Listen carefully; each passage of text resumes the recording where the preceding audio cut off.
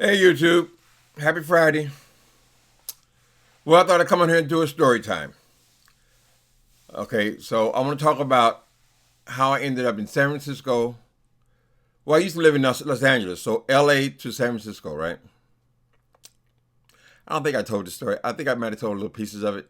If any of you have read my book Meth Monster, then you are already aware of all this stuff, but I feel like talking about it. So I arrived in LA in the late 70s.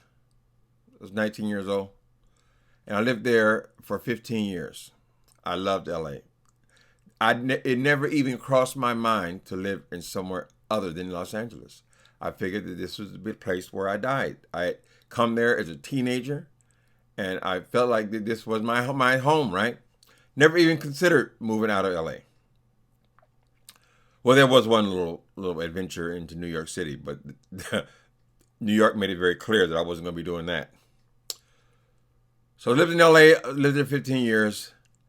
Uh, about 5 years before I arrived here, I got involved in drugs. All right, so I got involved in crystal meth.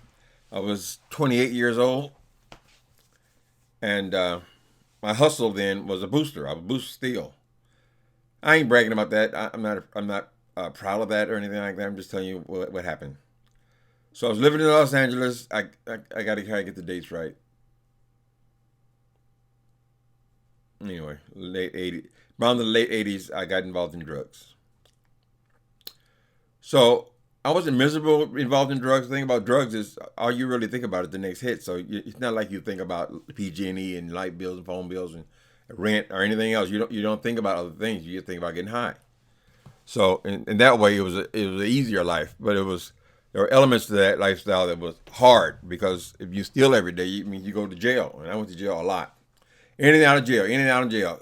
My estimate 30 times over that 5 year period, right? At some point, I went before the judge, and he told me, he put me on probation. Uh, Probation, petty theft. Usually, I get a few days, 90 days, 100 days, a year with halftime, something like that. And then go back to the streets. This time, I got put on probation, right? And I was given the standard warning: you come back here, your ass is going to prison. Well, I didn't take it very seriously because I always got out. It was they always let you out. And I was not a violent criminal or anything. All I did was petty thefts in department stores. Anyway, put me on probation. At the same time, my partner, who was actually my ex-partner at the point, I met Jimmy when I was 23. We stayed together for 3 years, and then we broke up. And then over the next 7 years, we were broke up, and then he got sick with AIDS. So then we were back together again for the last 2 years of his life. So I was at his house. This was not our apartment. This was his apartment because he got in by himself, but he was sick. Now, even in my diminished capacity, which I was a dope fiend, I was useful to him. You need somebody to be there with him all the time. And so I was somewhat useful to my ex, or to my partner again. We were partners again. We always loved each other, but we couldn't live together because of my drugs, and then he had his other thing going with his drugs, and everything got messed up when we split up. Anyway, so I'm living in Jimmy's apartment. I'm helping take care of him. Uh, I got this probation, right? Well, at the apartment where we lived, since I was on drugs, I had people coming there. They were obviously drug addicts. So all the neighbors in the building hated our apartment. They hated us. Not because of what we were doing, but because of the kind of people we were bringing around the building.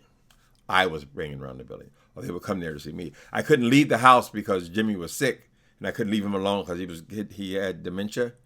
So he couldn't be left alone by himself for a very long period of time at all. So I had to stay basically there all the time. Streets found its way into our apartment, or his apartment where I was living. Anyway, I had this probation hanging over me. So one point, Some people in the building moved out. I'm telling you, people in the building hated us because it's significant to the story. At one point, the people in the building moved out, and I couldn't do my what they call tweaking. That means just looking at things, feeling of things, going through things, fixing on radios, all the little stuff you do to keep your mind busy when you're high. I was very limited since I could never leave the apartment. So it was someone moved out of the apartment building. They left the apartment empty. So I climbed through a window in the apartment looking for stuff. Did leave anything, kind of thing, right? Like I said, these neighbors hated me. One of them called the police. First they called the manager.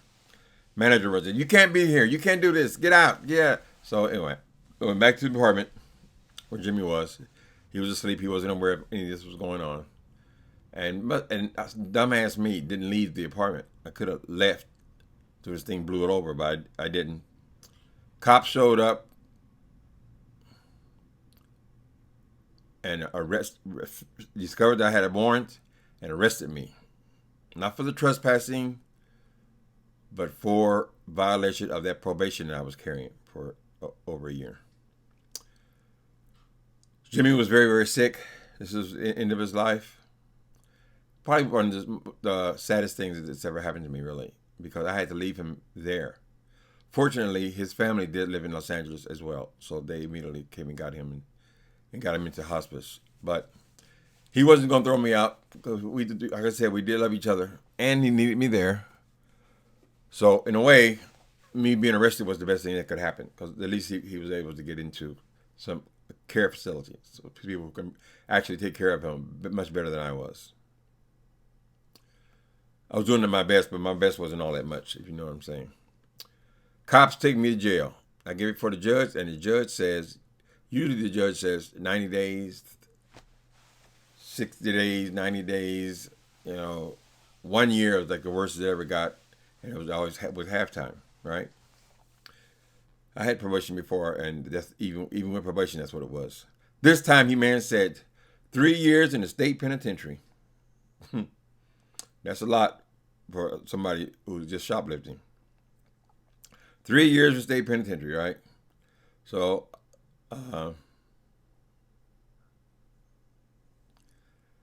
I had to go to the pen. Now, when you get sentenced to time in California prison, you can go anywhere in California.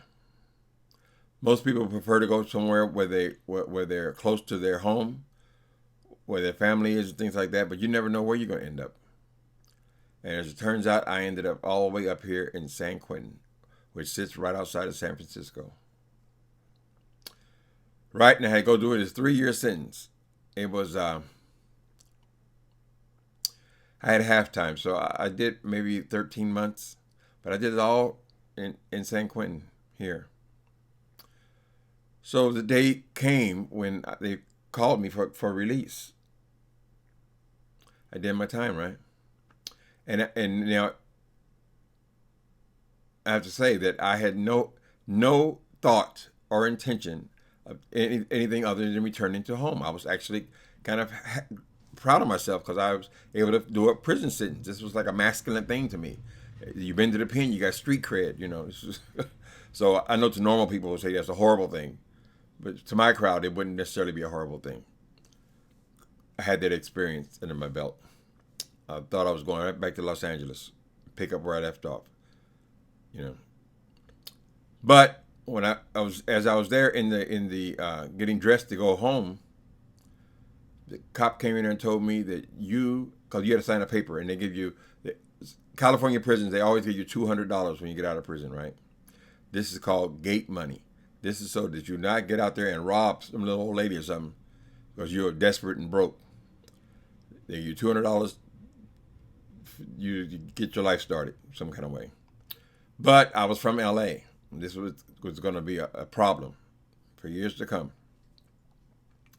So when I got out, they told me you're only going to get $100, which is basically what it would take to buy a bus ticket and eat for a day to get back to Los Angeles. They warned you must go back to Los Angeles. And the cop will even take you to the bus station and see that you get on a bus heading in that direction, right? Well, I found a way around it. When the cop left us at the bus station, I had gotten he walked me to see that I got the ticket to LA. But when he left, I traded that ticket in. I don't know how I was able to do that, but I did. Got that money back and then got another ticket to San Francisco, which is only a few minutes away. So I got to San Francisco. I hit Polk Street. That's where the dope things hang out. Things changed immediately. In LA, I had gone from being a normal person for working and all that kind of stuff. I went down, that slowly went down. In that 5 years, I was basically a bum. So, but when I got here, I met this drug dealer. Changed everything. I met this guy about maybe a week after I got here. And he gave me my first sack of dope. Showed me the ropes. I'm not going to drift into no romanticizing drug addiction. Damn near killed me. But so things changed. One thing after another, I certainly became a San Franciscan. So, as I often jokingly say, I never chose to move to San Francisco. I was brought here in chains, and I mean that literally. Brought here on a prison bus. Of course, now after I was not going to spend my last $100 on a bus ticket back to LA.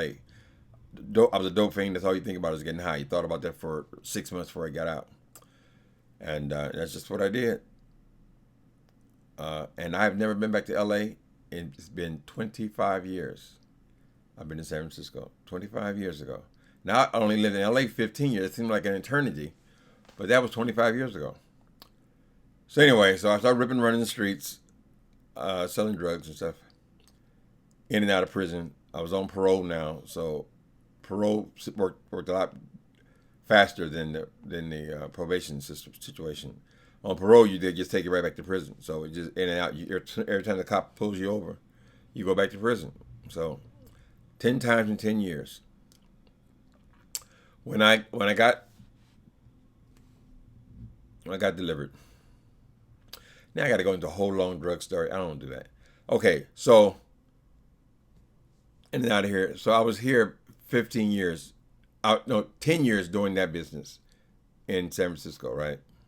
Doing a whole lot better with it than I was doing in LA. So I've forgotten all about Los Angeles. Even though circumstances brought me here, I just fit right in, and this became my home.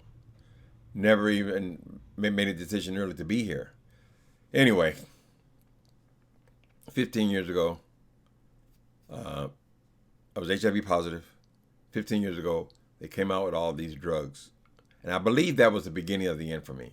When they announced in San Quentin that they had tested these drugs, they were now available, and they were having these remarkable results, these protease inhibitors. I remember people hollering out the window, they got a drug, they got a drug. We were all HIV positive, We were all locked up in a hospital and in a circle. But of course, we had heard many stories, many times people use monkey blood and all this kind of stuff. So, you can only believe it so much. But apparently now, on this last time I was there, the results were holding. So now, it was like before, it was just killing time until I died, right? I had been there for my lover to die. He weighed about 90 pounds when he died. So you had to assume, and everybody that we knew, from the bar scene and all that, had went the same way. You had to assume that's the way it was going to be. And as long as you stayed high, you never even thought about it. I didn't. As long as you stayed loaded.